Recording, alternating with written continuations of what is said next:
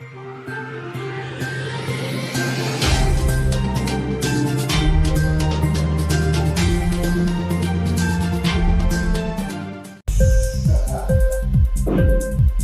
TV prime time news కి స్వాగతం.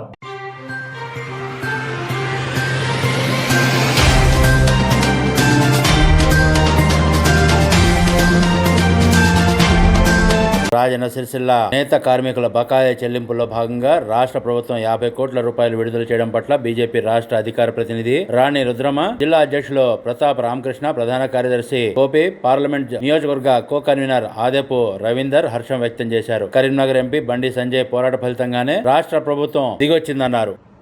నమస్కారం. సిరిసిల్ల నేత కార్మికులకు బకాయి పడ్డ డబ్బులో తెలంగాణ రాష్ట్ర ప్రభుత్వం ఒక 50 కోట్ల రూపాయలను ఈ రోజు విడుదల చేయడం పైన భారతీయ జనతా పార్టీ తరపున హర్షం వ్యక్తం చేస్తున్నాం. ఇది నిజంగా కూడా నేత కార్మికుల పోరాట ఫలితం.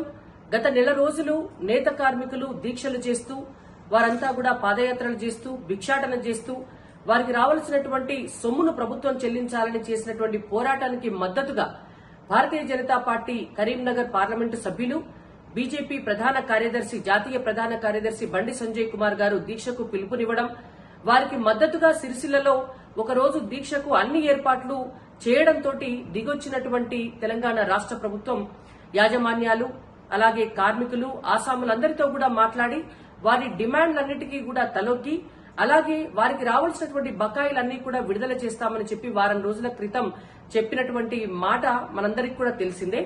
అయితే దాంట్లో భాగంగా ఇవాళ 50 కోట్ల రూపాయలు విడుదల చేయడం పట్ల నిజంగా కూడా అది బీజేపీ పోరాట ఫలితంగా మేము సంతోషం వ్యక్తం చేస్తున్నాము.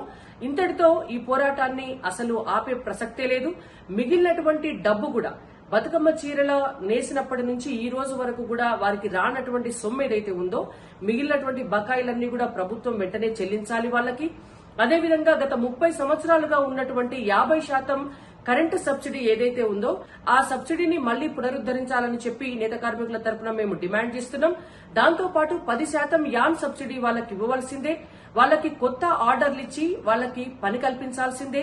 శాశ్వత ఉపాధి మార్గాన్ని చూపించి ఇవాళ సిరిసిల్ల నేత కార్మికుల జీవితాలను బాగు చేయాలని చెప్పి కాంగ్రెస్ ప్రభుత్వాన్ని డిమాండ్ చేస్తున్నాం.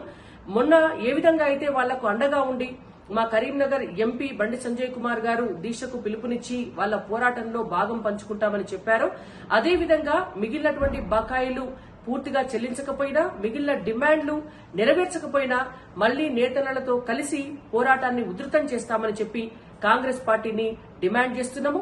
నేత కార్మికులకు ఏ కష్టం వచ్చినా మేము మీ వెంట ఉంటామని చెప్పి హామీ కూడా ఇస్తున్నాం.